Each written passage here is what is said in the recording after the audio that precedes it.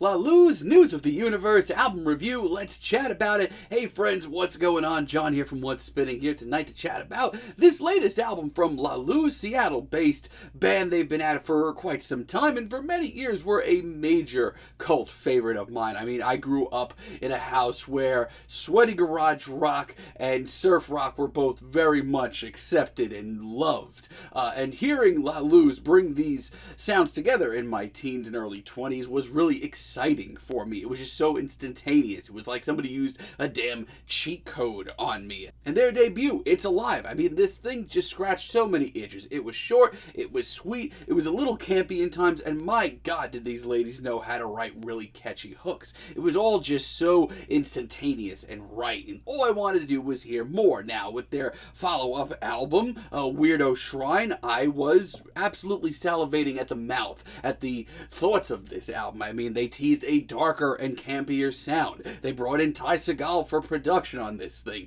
Everything sounded like it was going to be fantastic, but the reality is I really didn't have a lot of fun with this album. It had a couple of bright spots that were okay, but overall, this album was just too much of a reach for me. Their follow-up album, Floating Features, I thought it was okay at best. I mean, tracks like Cicada and singles like The Creature were a lot of fun. It showed the ladies at least getting a little loose again, but I don't know, something about their music and me just wasn't clicking anymore. So much so that when their self-titled album dropped a few years back, their Adrian Young produced self-titled album, I didn't even listen to this thing at first because I was so fed up of being disappointed. And it's a shame because it's really good. In the years since its release, I've been really impressed by the songwriting of this album. Obviously, Adrian Young's production is fantastic, and this was really La Lou's really just going down the rabbit hole of trying to be as weird as they could, but this time around, it was so much more colorful and focused. I've really come around to the album quite a bit. Now, leading up to this thing, from the sound of the singles, they weren't really getting too far away from that sound, which is not a bad thing because a lot of this album's still pretty darn good. Like hearing Strange World, for example, as a single early on.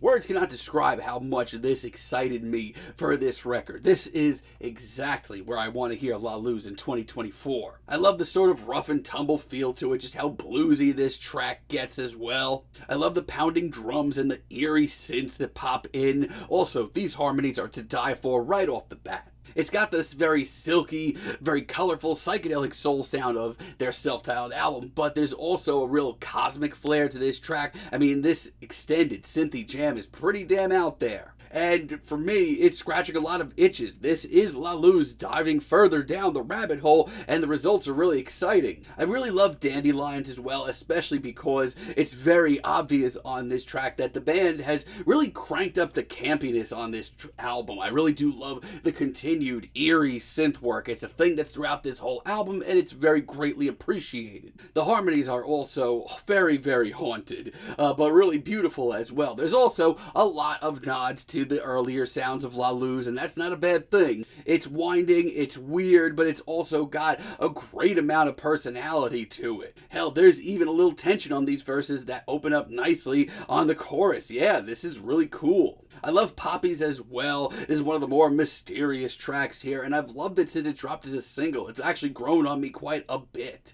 If you've listened to some of Shayna Cleveland's solo stuff, which if you haven't, you really should because it's been pretty great lately, you'll like this as well. It's just so stripped down and dreamy, and hell yes is it ever easy to get lost in. But it's also really hypnotic and playful. A lot of this album really does show La Lou's continuing to grow. Good Luck With Your Secret, on the other hand, is even more mysterious. There was just such a sense of mystique to this track's very dreary riff and even drearier harmonies. The campy synths as well, and while this production here isn't maybe as crystal clear as the Adrian Young production on their last album, they still have a really great sound right now. When this album is on, it's actually pretty mesmerizing. But there also are a handful of kind of unnecessary tracks here that get me out of my good mood, which is even more frustrating with how short this album is. Like Reaching Up to the Sun, this album's intro, which is this sort of a cappella piece, and it's nice,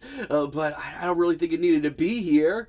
I mean, yeah, the harmonies are nice. They're great to listen to, but this track doesn't progress. It just kind of meanders around. Always in Love, this track, I feel like this may be the worst track here. It really does get me out of my good mood.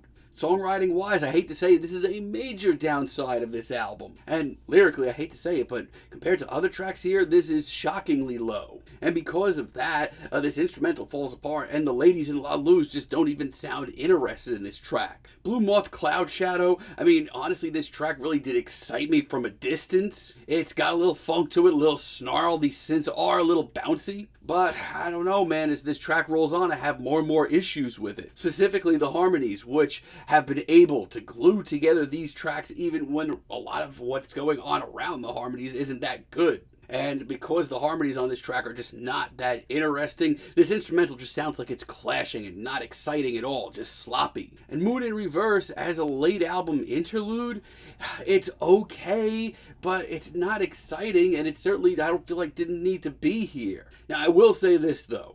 On paper, this is the weirdest track here. This is La Luz really reaching and really trying something new. And it is freaky, and it does have some interesting ideas from a distance, but this production is a little too lo-fi for this brave, bald boy. I don't know, this track's just underwhelming. I wish this album was a little bit tighter, just because it is pretty short. However, the ladies in La Luz continue to grow, and because of that, I'm going to continue to tune in. Close your eyes, this one is a great late album treat. I love the jazzy drumming on this track and just how soulful this track gets. And that's all before these genuinely fantastic, larger-than-life, harmonious chants come in. Hand claps as well, the live shows of La Luz. If you haven't seen them yet, you should really see them live. All I can think about is them playing this track live, and I really can't wait to see it. It's a very simple track, but it's really effective. I'll go with you. I really do love this track as well. I just love how woozy and psychedelic the synths are. Also, we do get a little drama on this track. And when this track kind of smooths out into an old school sort of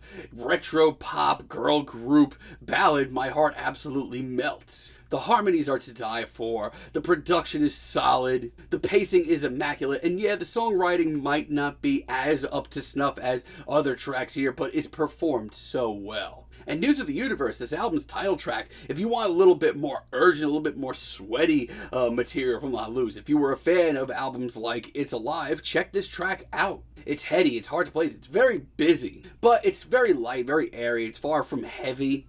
But I love the playing on this track. The drumming, especially on this album as a whole, has been spectacular. And the vocal harmonies on this cut may be some of the most commanding on this entire record. And Blue Jay has a finale, a minute-and-a-half ballad that's very stripped down. It is absolutely lovely. Once again, reminds me very much of Shayna Cleveland's solo work. Maybe not in the same sort of gothy tones that Shayna was working with on Manzanita, but still in that very old-school, dusty singer-songwriter way. It's a really nice finale.